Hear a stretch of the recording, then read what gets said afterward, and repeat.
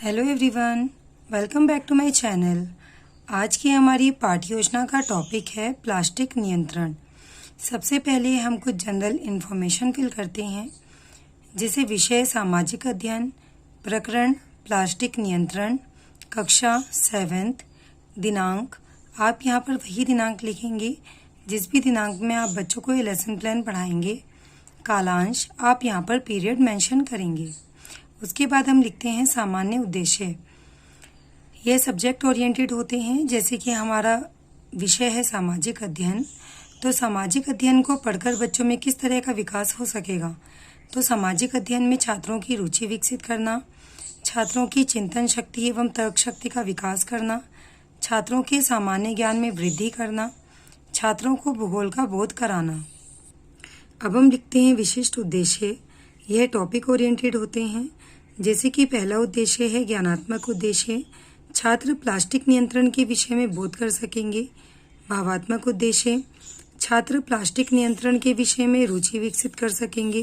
क्रियात्मक उद्देश्य, छात्र प्लास्टिक नियंत्रण के विषय से संबंधित चित्र चार्ट अथवा मॉडल बना सकेंगे। सहायक सामग्री, यह वह सामग्री होती हैं जो भी हम अपनी पाठ्य योजना को पढ़ाते समय उपयोग में लाते हैं, जैसे लपेट श्यामपट्ट, स्वेच्छक, श्वेतवर्णिका, चित्र चार्ट, संकेतक आदि। अब हम लिखते हैं पूर्व ज्ञान। जैसे कि हमारा प्रकरण है प्लास्टिक नियंत्रण, तो हम यह मानकर चलते हैं कि छात्र प्लास्टिक व उसके दुष्प्रभावों के विषय में सामान्य जानकारी रखते हैं। अब हम लिखते हैं प्रस्तावना प्रश्न।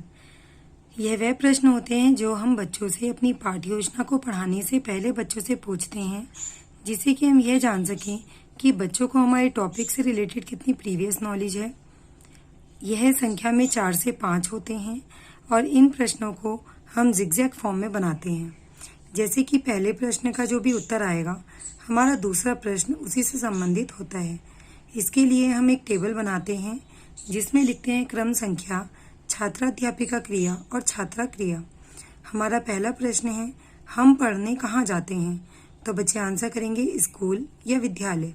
स्कूल विद्यालय में आप अपने साथ क्या क्या वस्तुएं लेकर जाते हैं, तो बच्चे आंसर करेंगे कॉपी, पेन, पेंसिल, पानी की बोतल, लंच बॉक्स आदि। पानी की बोतल और लंच बॉक्स किस पदार्थ की बनी होती है, तो बच्चे आंसर करेंगे स्टील, प्लास्टिक आदि। प्लास्टिक के विषय में आप और क्या समझते हैं। हो सकता है कुछ बच्चे इसका आंसर दें और हो सकता है कुछ बच्चे इसका आंसर ना दे पाएं। हम यहाँ पर लिखेंगे संभावित उत्तर। अब हम लिखते हैं उद्देश्य कथन। छात्रों, आज हम प्लास्टिक व प्लास्टिक नियंत्रण के विषय में विस्तार पूर्वक अध्ययन करेंगे। अब हम लिखते हैं शिक्षण बिंदु। हमें अपनी पाठ्य योजना से संबंधित 3 शिक्षण बिंदु बनाने होते हैं। इसके लिए हम एक टेबल बनाते हैं जिसमें लिखते हैं शिक्षण बिंदु, अपेक्षित व्यवहारिक उद्देश्य, शिक्षण अधिगम अनुभव, छात्राध्यापिका क्रिया, छात्रा क्रिया, शिक्षण विधि प्रविधि एवं सहायक सामग्री और मूल्यांकन। हमारा पहला शिक्षण बिंदु है प्लास्टिक। अपेक्षित व्यवहारिक उद्देश्य में लिखेंगे छात्राएं ज्ञान का प्रत्यास्मरण करेंगी। विकासात्मक प्रश्न, टोकरियां किस पदार्थ की बनी होती हैं, तो बच्चे आंसर करेंगे बांस, प्लास्टिक आदि। प्लास्टिक के विषय में आप और क्या जानते हैं, तो हो सकता है कुछ बच्चे इसका आंसर दें और हो सकता है कुछ बच्चे इसका आंसर ना दे पाएं। हम यहाँ पर लिखेंगे संभावित उत्तर। अब हम लिखते हैं शिक्षण बिंदु। यहाँ पर हमने बच्चों से प्रश्न पूछे हैं, इसलिए शिक्षण विधि प्रविधि में लिखेंगे प्रश्नीकरण प्रविधि। अब हम अपेक्षित व्यवहारिक उद्देश्य में लिखते हैं छात्र प्लास्टिक के विषय में बोध कर सकेंगी। छात्रा अध्यापिका कथन, प्लास्टिक हम दैनिक जीवन में अनेक प्रकार की वस्तुओं का प्रयोग करते हैं, जैसे मग, बाल्टी, टब, डिब्बे आदि। इनमें से अधिकांश वस्तुएं प्लास्टिक की बनी होती हैं। प्लास्टिक रासायनिक रूप से असंतृप्त हाइड्रोकार्बन के उच्च अणुभार वाले बहुलक होते हैं। प्लास्टिक सबसे ज़्यादा इस्तेमाल किए जाने वाले पदार्थों में से एक है, क्योंकि किफ़ायती होने के साथ इन्हें किसी भी आकार में ढाला जा सकता है। प्लास्टिक की वस्तुओं के बढ़ते उपयोग के कारण ही प्लास्टिक प्रदूषण जैसी गंभीर समस्या उत्पन्न हुई है।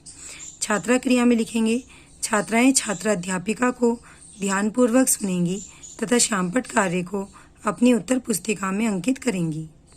हमने ये शिक्षण बिंदु बच्चों को समझाया है, इसलिए शिक्षण विधि प्रविधि में लिखेंगे कथन विधि और अंत में हम अपने शिक्षण बिंदु से संबंधित बच्चों से एक मूल्यांकन प्रश्न पूछते हैं, जिससे कि हम यह जान सकें कि बच्चों को हमारा शिक्षण बिंदु कितना समझ में आया है और कितना नहीं।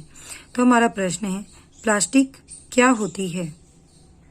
अब हम पहले की तरह ही टेबल बनाते हैं और हमारा दूसरा शिक्षण बिंदु है प्लास्टिक के दुष्परिणाम। अपेक्षित व्यवहारिक उद्देश्य में लिखेंगे छात्राएं ज्ञान का प्रत्यास्मरण करेंगी। छात्र अध्यापिका क्रिया विकासात्मक प्रश्न, किस पदार्थ को आसानी से पिघलाकर दूसरे आकार में ढाला जा सकता है? तो बच्चे आंसर करेंगे प्लास्टिक को। प्लास्टिक के दुष्परिणामों के विषय में आप और क्या जानते हैं? हो सकता है बच्चे इसका आंसर ना दे पाएं। हम यहाँ पर लिखेंगे संभावित उत्तर। हमने यहाँ पर बच्चों से प्रश्न पूछे हैं, इसलिए शिक्षण विधि प्रविधि में लिखेंगे प्रश्नीकरण प्रविधि। अपेक्षित व्यवहारिक उद्देश्य में लिखेंगे छात्र प्लास्टिक के दुष्परिणामों के विषय में रुचि विकसित कर सकेंगी। छात्र अध्यापिका कथन, प्लास्टिक के दुष्परिणाम। प्लास्टिक के दुष्परिणाम निम्न हैं जो पृथ्वी के जनजीवन को प्रभावित करते हैं। जल को प्रदूषित करता है, जो प्लास्टिक है वो जल को प्रदूषित करती है। प्लास्टिक भूमि को प्रदूषित करता है। प्लास्टिक समुद्री जीवन के लिए खतरा है।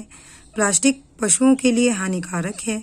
प्लास्टिक विश्व भर के लिए एक गंभीर चिंता का विषय है। प्लास्टिक से उत्पन्न कचरा पानी के स्रोतों जैसे कि नदियों, तालाबों, समुद्रों आदि में मिल जाता है और जल को प्रभावित करता है। छात्रा क्रिया में लिखेंगे छात्राएं छात्र अध्यापिका को ध्यानपूर्वक सुनेंगी तथा शामपट कार्य को अपनी उत्तर पुस्तिका में अंकित करेंगी। हमने यहाँ पर बच्चों को ये शिक्षण बिंदु समझाया है, इसलिए शिक्षण विधि प्रविधि में लिखेंगे कथन विधि और हमारा मूल्यांकन प्रश्न है प्लास्टिक के दुष्परिणाम बताइए। अब हम पहले की तरह ही टेबल बनाते हैं और हमारा तीसरा शिक्षण बिंदु है प्लास्टिक नियंत्रण। अपेक्षित व्यवहारिक उद्देश्य में लिखेंगे छात्राएं ज्ञान का प्रत्यास्मरण करेंगी। विकासात्मक प्रश्न, जल में प्लास्टिक का कचरा मिलने से क्या होता है? तो बच्चे आंसर करेंगे जल प्रदूषण। प्लास्टिक नियंत्रण के विषय में आप क्या जानते हैं? हो सकता है कुछ बच्चे इसका आंसर दें और हो सकता है कुछ बच्चे इसका आंसर ना दे पाएं। हम यहाँ पर लिखेंगे संभावित उत्तर। हमने यहाँ पर बच्चों से प्रश्न पूछे हैं, इसलिए शिक्षण विधि प्रविधि में लिखेंगे प्रश्नीकरण प्रविधि। अब हम अपेक्षित व्यवहारिक उद्देश्य में लिखेंगे छात्र प्लास्टिक नियंत्रण के विषय में बोध कर सकेंगे। छात्र अध्यापिका कथन, प्लास्टिक नियंत्रण। प्लास्टिक नियंत्रण के लिए निम्नलिखित उपाय किए जाने चाहिए। प्लास्टिक उत्पादन पर नियंत्रण करके, प्लास्टिक की वस्तुओं पर प्रतिबंध लगाकर, जागरूकता फैलाकर, प्लास्टिक बैग का उपयोग न करके, बोतल बंद पानी का उपयोग बंद करके, बाहर का खाना मंगाकर बंद करके, क्योंकि बाहर का खाना प्लास्टिक के डिब्बों में पैक करके दिया जाता है, जो प्लास्टिक से उत्पन्न होने वाले कचरे का कारण बनता है। प्लास्टिक बैग के स्थान पर कपड़े या जूट के थैलों का उपयोग कर। छात्रा क्रिया में लिखेंगे छात्राएं छात्र अध्यापिका को ध्यानपूर्वक सुनेंगी तथा शामपट कार्य को अपनी उत्तर पुस्तिका में अंकित करेंगी।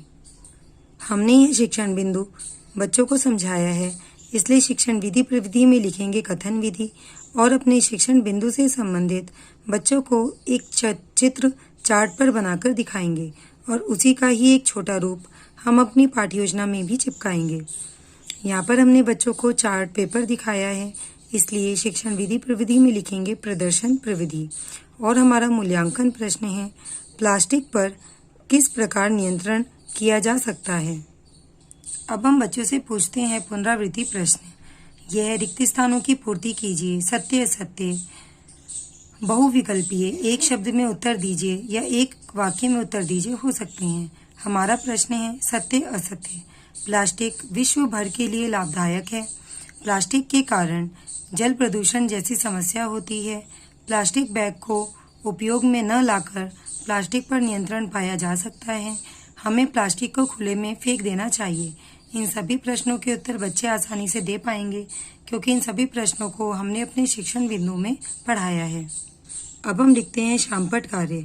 इसके लिए हमें शामपट की तरह ही एक ब्लैक चार्ट अपनी पाठ्य योजना में चिपकाना होता है और उस पर एंट्रीज फिल करते हैं, जैसे विषय सामाजिक अध्ययन, प्रकरण प्लास्टिक नियंत्रण, कक्षा 7th, दिनांक और कालांश आप अपने अनुसार ही लिखेंगे।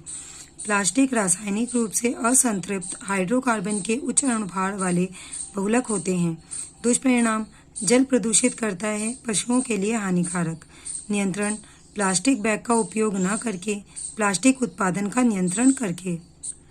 गृह कार्य: प्लास्टिक क्या है, वह किस प्रकार हानिकारक है बताइए। और दूसरा प्रश्न है, प्लास्टिक नियंत्रण पर विस्तार पूर्वक टिप्पणी लिखिए। संदर्भ पुस्तिका: उत्तराखंड बोर्ड द्वारा अनुमोदित कक्षा 7th की पाठ्य पुस्तक। यदि आपको ये वीडियो अच्छी लगी हो और आपके लिए हेल्पफुल हो तो प्लीज़ वीडियो को लाइक करें, शेयर करें और मेरे चैनल को सब्सक्राइब करें। Thank you.